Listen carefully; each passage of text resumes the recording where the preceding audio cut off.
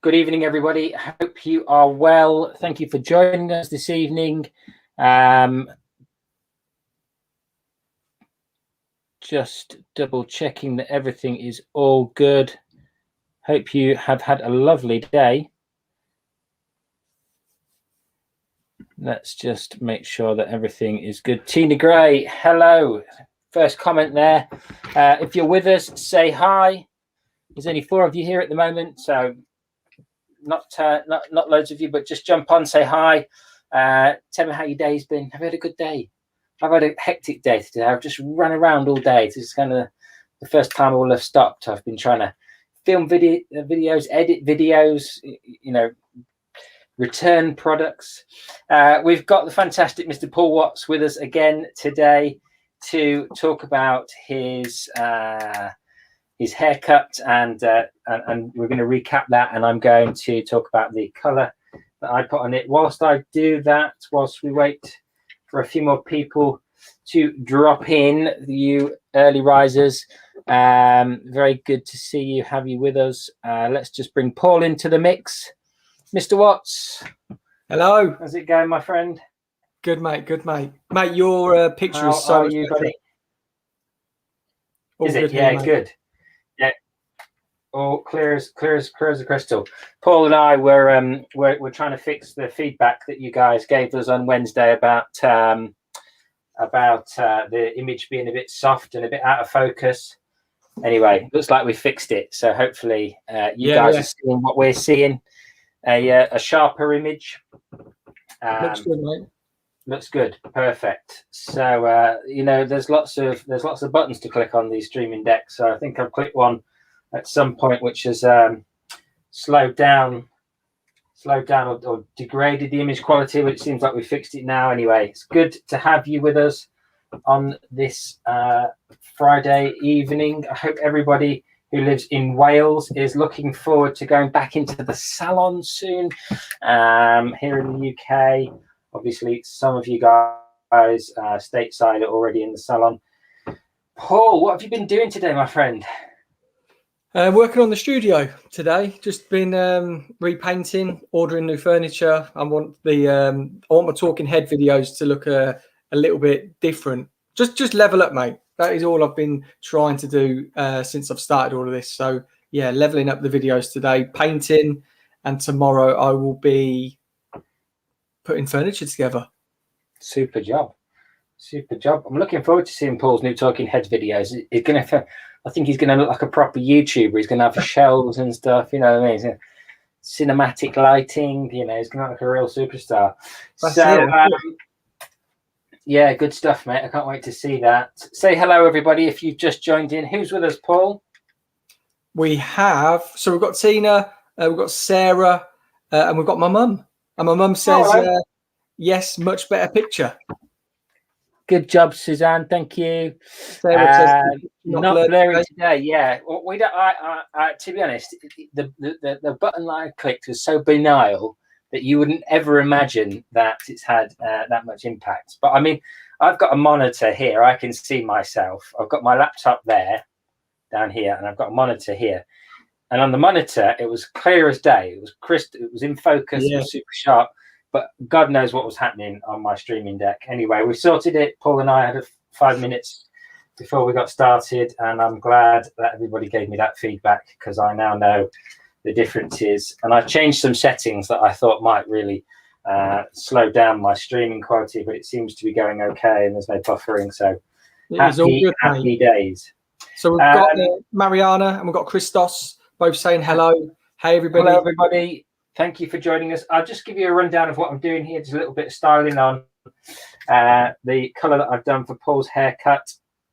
Just taking inch-wide vertical sections and clamping the hair about 50% of the way down and twisting the straightener 180 degrees and pulling down towards the floor.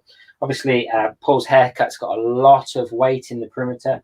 So I'm keeping the ends a little bit straight to kind of emphasize that. I like to call that in honor of Caroline Flack. This is the Caroline Flack effect. The straight ends with a little wave in it in her memory. So rest in peace, Caroline. So yeah, always like to, if I've got a weighty, strong outline, I don't ever try and stop it being that. I always just leave it with that kind of straighter, and that also retains the sort of strength in the edge for me. I've done most of this off air. As I said, we weren't going to come on for very long. We just wanted to show you the finished result from Wednesday. Just recap basically everything that was done, and so that you guys that joined in on Wednesday night could see the finished results of the effect. So I'm very pleased with it. I really like the tone that I was talking about as well, that I was talking about creating. I'm very happy with this peachy strawberry blonde-esque effect. I'll tell you the formulation in just a second. We'll just recurl that one because I wasn't that impressed with that one. And Tina, on the iPad it looks clear on my teeth. Perfect. Well, your iPad is probably a smaller picture. In fairness to your iPad, it will have a smaller resolution. A high resolution on a small screen, so it'll look much sharper. Just looking for some hairspray. Mate, what's really cool with the color is that we were saying it's announced as it's like a level 5 mannequin, and you put a 7 on, didn't you? Yeah, 7. Yeah, and the amount of pigment in there and vibrancy is incredible for not actually technically not actually altering the level. It looks brighter. Yes, it does. Yeah, that's right. I mean, I did find my level finder, but I'd coloured it by then. But so I don't know exactly what my level finder would have said in comparison to what I'd said, saying like a level 5, like a level 7. But I mean, like I'm a level 5, for instance. Like naturally, my hair's level 5. Yeah, it wasn't as dark as I am naturally, so I don't know how they're kind of gauging the hair art. Yeah, so a bit of hairspray. This is for anybody that's interested, the Electric London hairspray. This is a independent brand owned by a friend of mine. Really like this hairspray actually. It's super dry. It's the driest hairspray I've ever used. There's no residue, and you can really kind of mess around with it. And yeah, I like it. Fanboy. It's grown so much, isn't it? The Electric brand, like Mark Woolley.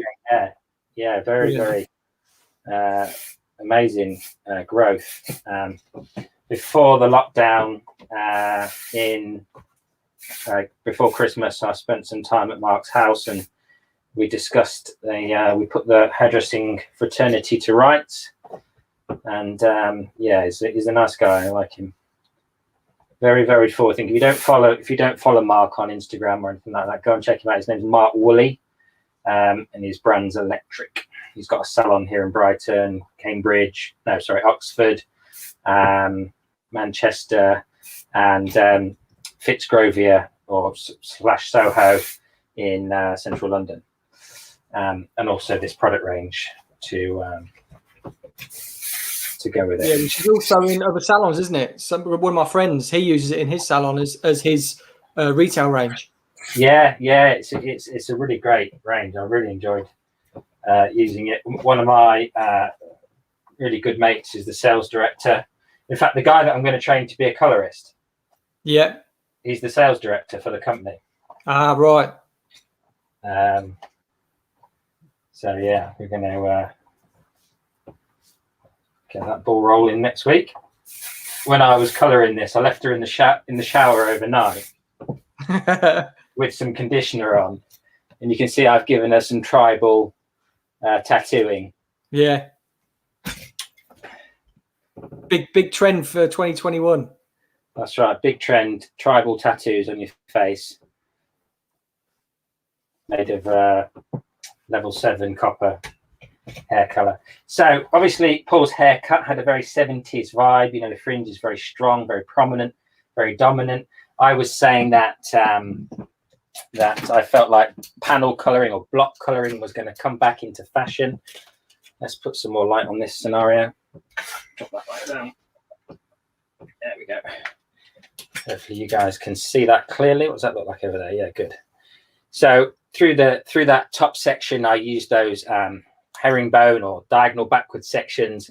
First 3 were slices, then just teased.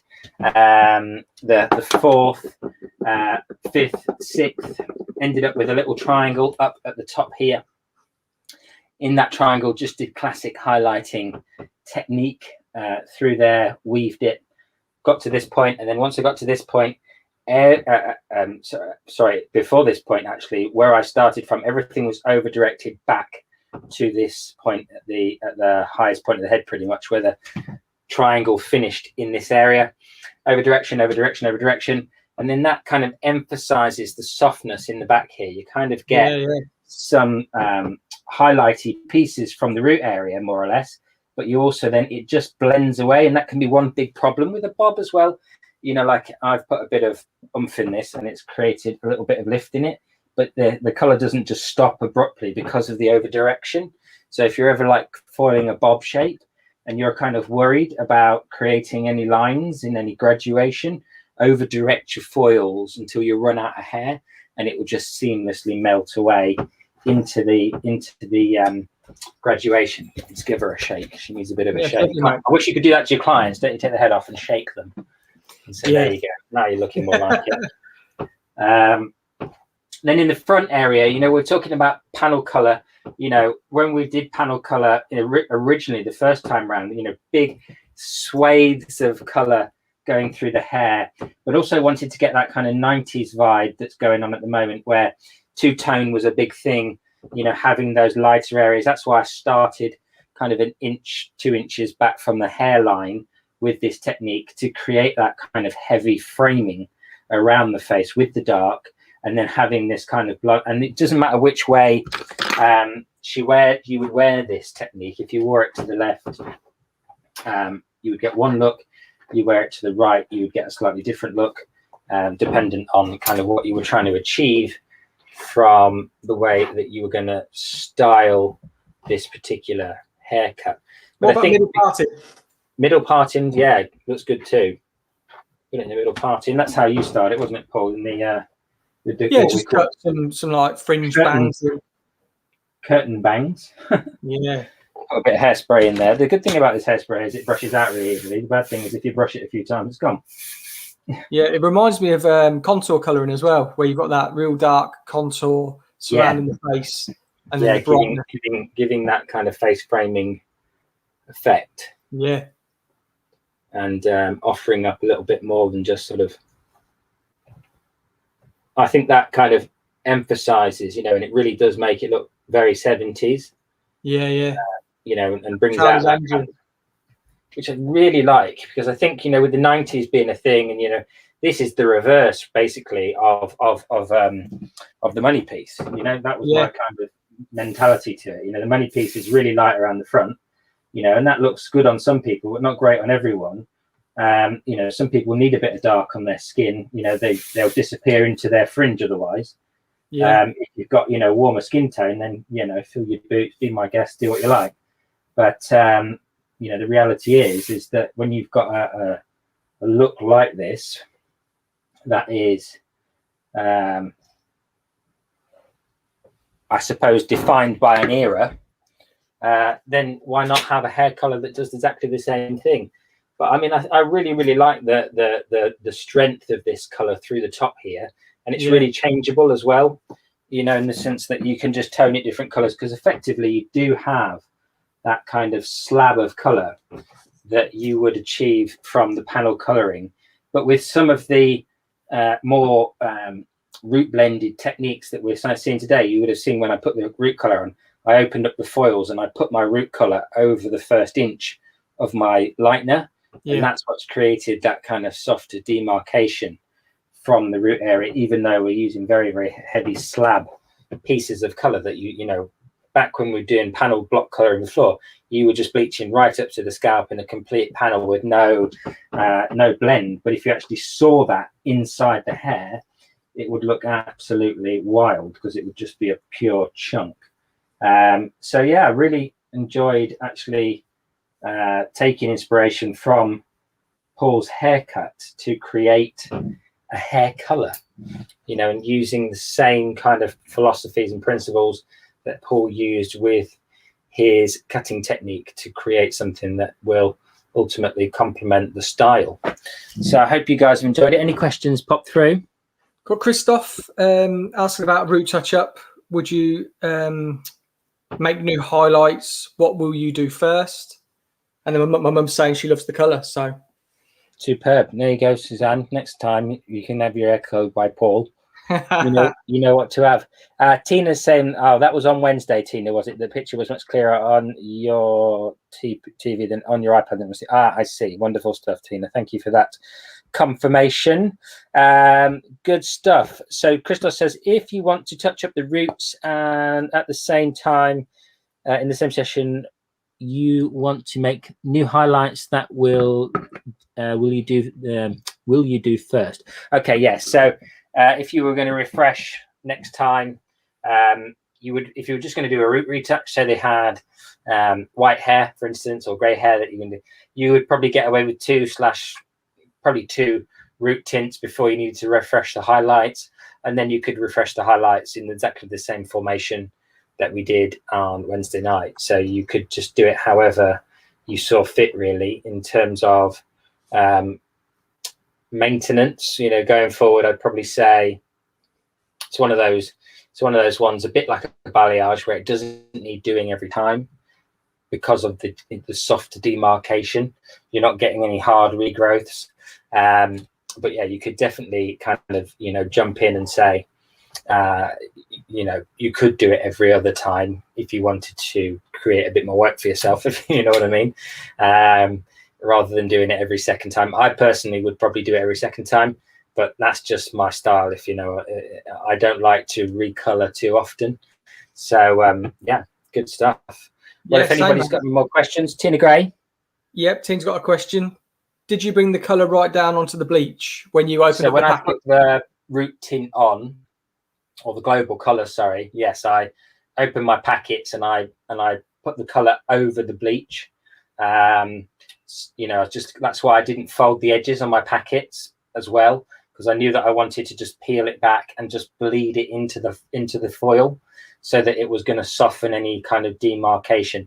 So in some instances, when I'm working in the salon, if I know I'm going to do a technique where I'm going to bleed into the root area, what I will ultimately do is go in with my root color first. If I've got like white hair coverage, it's going to take a while.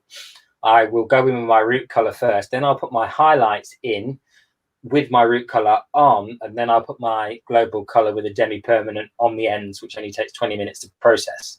So that's kind of a way of going around it as well, if I know I'm going to bleed my bleach into my tint. Obviously, manufacturers aren't going to tell you to bleed your tint into your bleach, because it won't give you the true result of the color you're applying.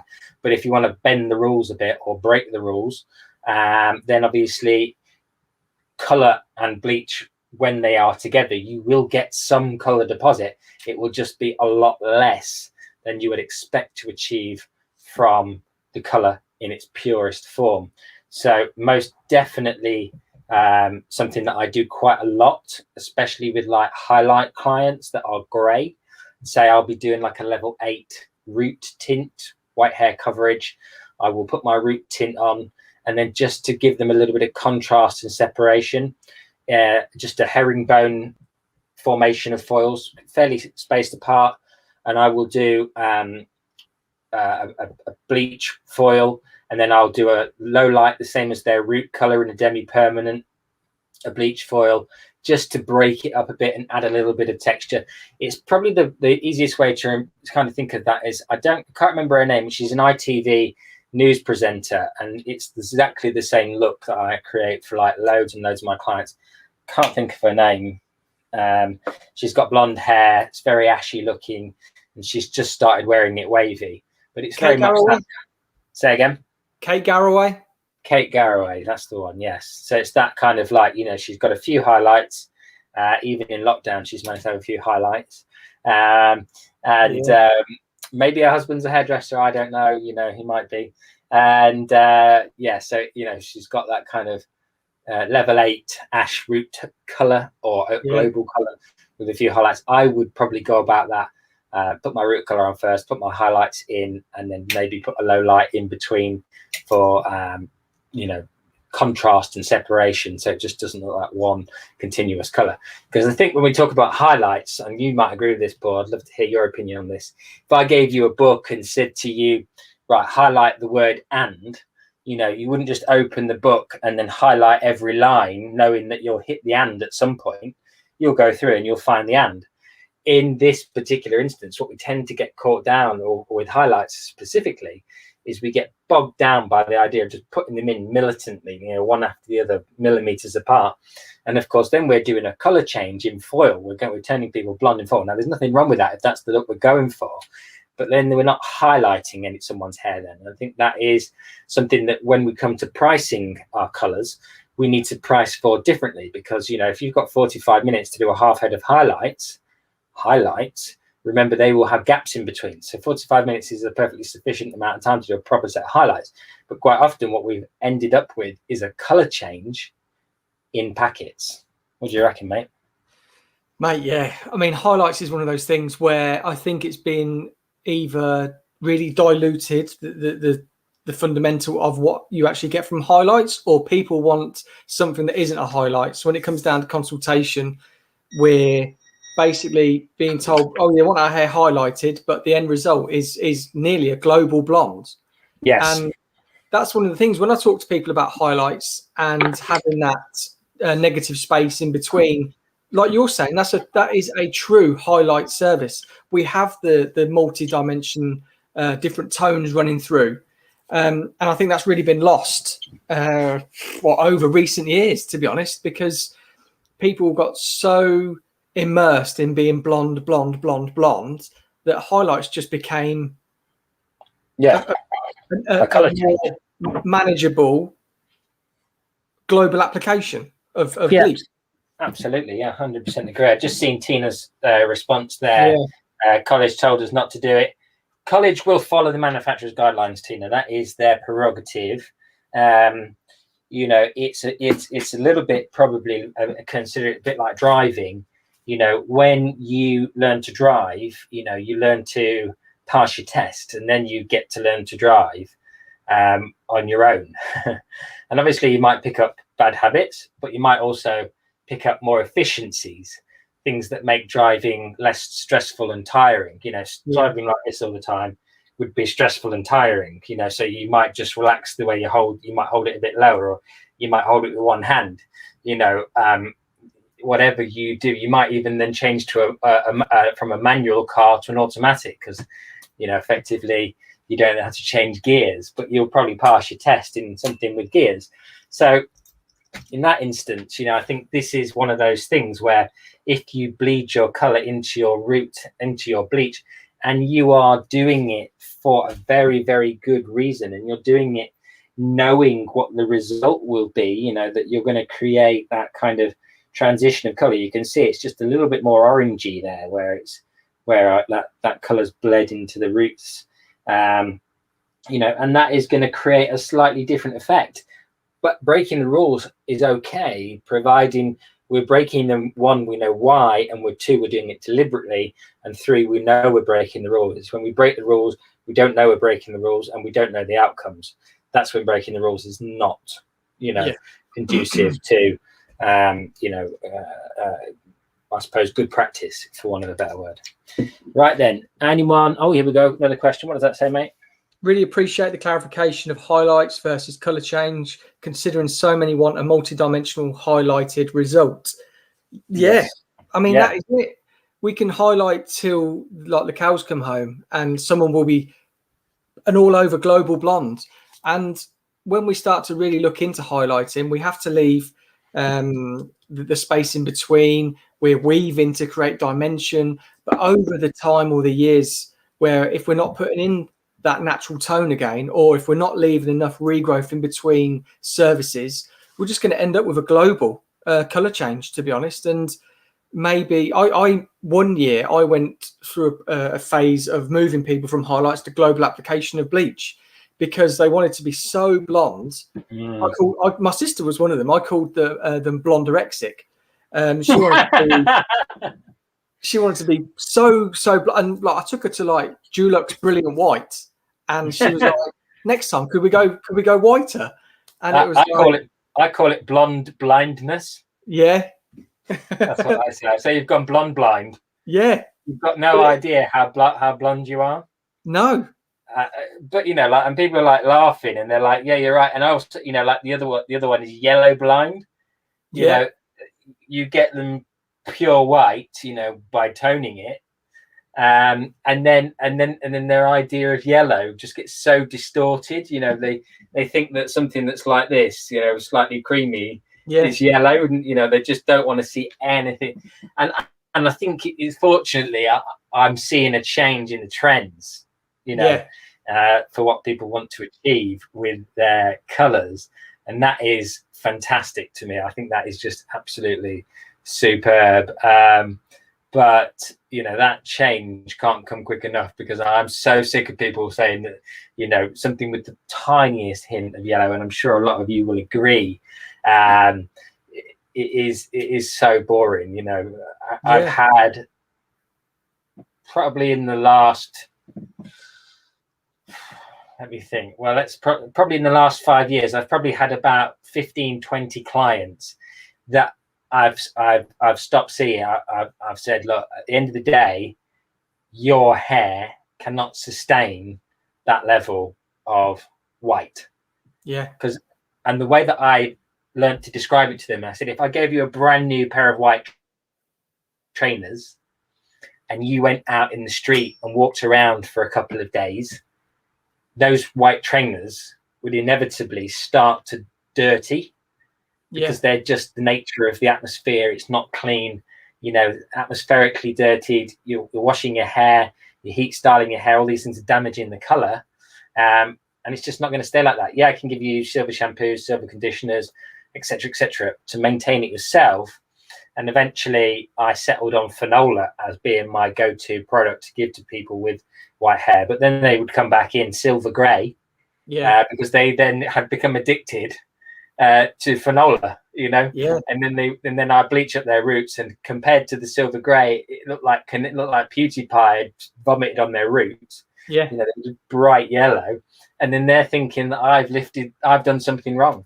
And I mean, I've had that over the years, and it's a case of that is such a build-up of Finola, of purple or blue shampoo, just filling that cuticle with this hue, that what we do professionally isn't really, we don't want to send someone out of a blue rinse. We want to send them out of a beautiful, really nice, white, healthy blonde. And when you were saying about where they see that sort of little bit of yellow, they could be standing next to a buttercup and it's like reflecting onto the hair. And it was just bits like that. Like we had a wallpaper in one of our salons. It's gone now. It was gold. And I would sit people in front of it and there'd be beautiful white blondes. And I used to have to put my hand over to stop the gold reflecting on their hair. Where I work, the light right above my head is yellow. And all the other lights are white daylight. But this light, something went wrong with it, and they couldn't. It was like one fixed unit, and they couldn't get a white bulb. So I have to get a magazine, cover the light up, so that they can see their hair in true. And that's the thing, when you're making people this light, you know, everything just reflects onto it. But I'm so pleased that I'm seeing colors like this, you know, emerging, these apricot-y colors. Now, I did say I was going to mention to you about the formulations I used. So the foils were bleached in 30 volume because it was a mannequin head.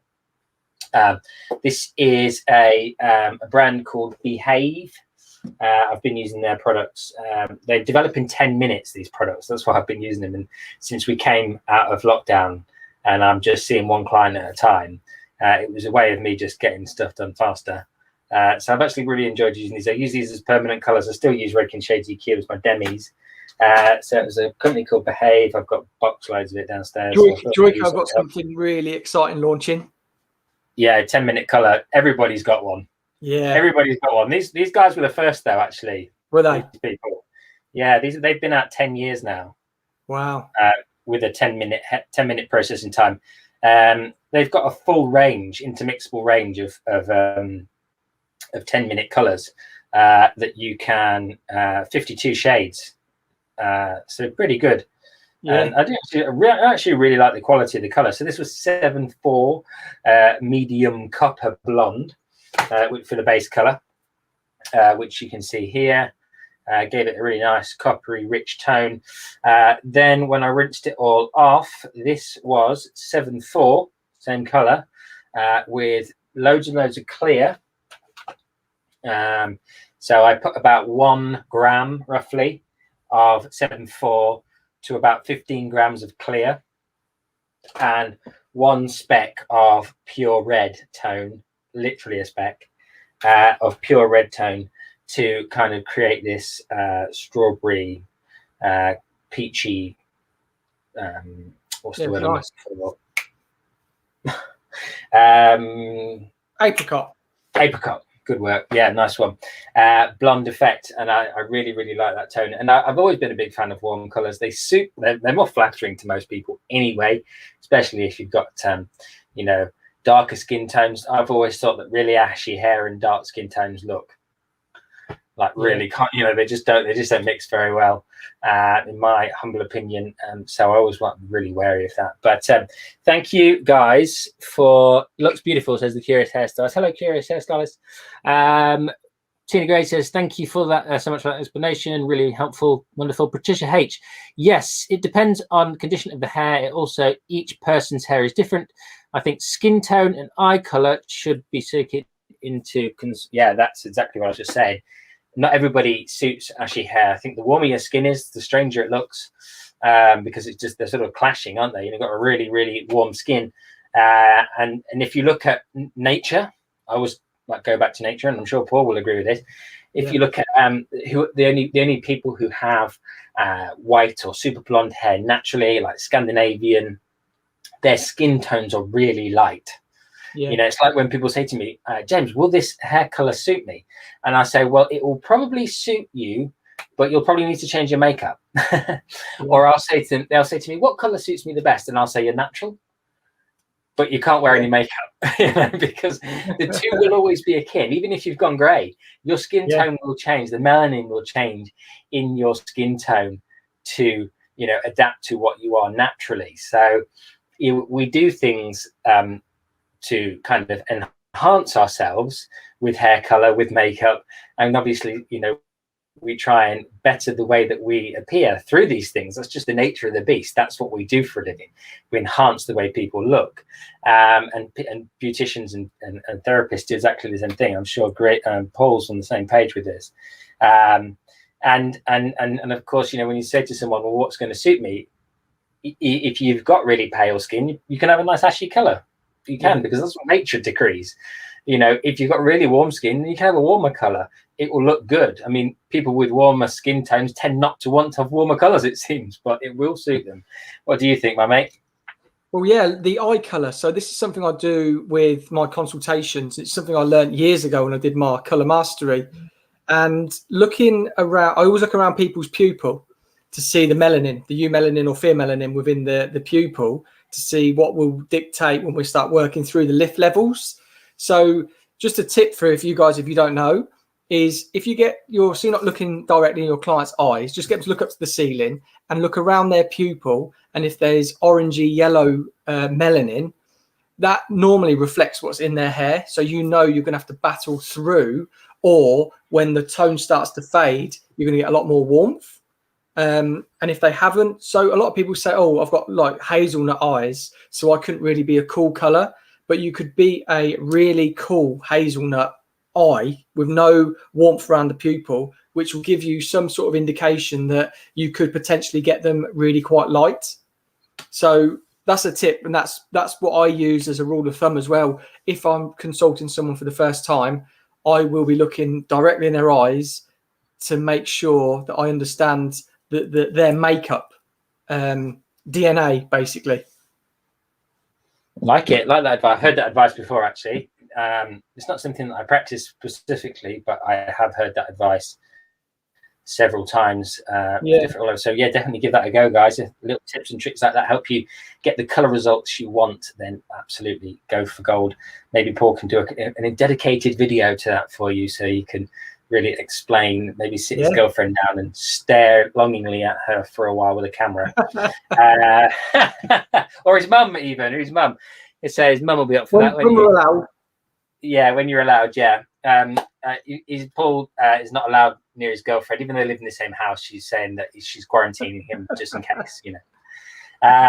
So we can't do that at the moment. Can't use his girlfriend. I can look in mannequin head in their eyes. They can look into the mannequin heads. That's what we were saying when, I don't know if you were with us last time when Paul was cutting this. His girlfriend was saying that this is the haircut that she's got, and I said that she probably asked for this haircut because Paul spends way too much time with mannequin heads and not with his girlfriend. Good stuff, guys. Who have we got then? Good explanation, thanks. Superb. Mozama, hi, good to see you. Right then. That's brilliant. Gives a different meaning to eye contact. Yeah, that's for sure. You say, why are you staring at me and making me feel uncomfortable? I'm just seeing if I could lift your hair to white. Yeah. That's why I say look up to the ceiling. If you just look up to the ceiling, let me have a little look. Rather than Right, guys, we said we're going to keep this one short. We could talk all evening. We love it. We're hanging out with you guys and just chatting hair. Because I mean, I know Paul is the same as me. Live, eat, breathe, sleep, die, hair. But I'm going to go and do some editing now because I had a bit of a disaster with my edit this week, so I'm really on the back foot. I've got two podcasts and a YouTube video to edit before Sunday, or before Saturday night, and it's Friday night. So I've got a lot of work to do, so I'm going to be up. If anybody needs me over the next 2 days, I'm probably going to be non-communicado because I'm going to be up really late the next 2 nights trying to get it sorted. And Paul said he's in a similar position, so he's also going to be in the same shape as me. We'll probably be texting each other in the middle of the night with no communication, no responses, just how you're getting on. But that's just the way it goes sometimes, you know. Like I quite often work ahead of schedule. This week, I decided to make a follow-on video to last week, and which means I'm making my video the week in hand, and it doesn't always go to plan, and it definitely hasn't gone to plan this week. So got a lot of work to do, guys. So thank you for your time. Thank you for coming to join us again on this catch-up of what we did from Wednesday. Now, remember, next Wednesday, 9 p.m. on Paul's channel, Paul Watts Hair. Head over to his YouTube channel. Make sure you subscribe. Switch on the notification bell so you don't miss that one, or put it in your diaries or whatever you want to do to make sure that you join us. I am going to be cutting this head down to some kind of pixie haircut as requested by you guys, and then I will be putting it back in the post, sending it off to Paul for him to, sending it back to Paul for him to colour what I leave behind for him. My picture. To show everyone, look at the tape that Paul put on the box. Look at this. Look at this tape. This tape's epic. So it arrived at my house in this box with this tape all around it. Awesome. So do come and join us next Wednesday, 9 p.m. GMT, over on Paul Watts Hair. We were really looking forward to seeing you there. Until then, be good, look after yourselves, stay healthy. Over to you, my friend. Yeah, thank you. I can't wait to see your pixie cut, mate, and to welcome your viewers, subscribers over to my channel for an evening. 2 weeks. So yeah, James will be doing the haircut, and then the following week I'll be doing the colour. So it'll be nice to have you over on my channel and see what we're going to do then. Just Mozama just wanted to see the colour. One last recap for Mozama's sake. She did join, but so we'll go through that quickly. Here's the colour result, Mozama. We've got ourselves a really nice apricot blonde in the front here. Styled it with a little bit of a wave. Here's the highlights in the back. Creates a nice diffusion by over-directing. You remember we over-directed each section to that high point on the head. And then just have that little bit of kind of stronger 90s panel colouring. But I think the dark frame around the face kind of gives it a 70s feel as well. So it's kind of a mixture of the two, in my humble opinion. And I really like the way that that's panned out in terms of the transition. and it's using those kind of balayage and ombre and color melting techniques that we've developed over the last 10 years or so now, and kind of taking the past and reinvigorating what we used to do. We used to put panel colors in, block colors right to the scalp, harsh as anything, and then put a solid color over the top. But to have that blended root area where you can hardly see the transition, even though it's almost 4 foils thick back to back. In fact, it's 6 foils in total back to back. The last 3 are teased, the first 3 are not, but it still gives you that really nice kind of transition that's really hard to see where it starts and stops, even though there's a big block of color in there. So it's taking those kind of things that we've learned over the last couple of years, or probably the last 5 to 10 years of balayaging and root shadows and all those kind of things, and evolving it forward. So there you go, Mozama. Thank you very much, guys.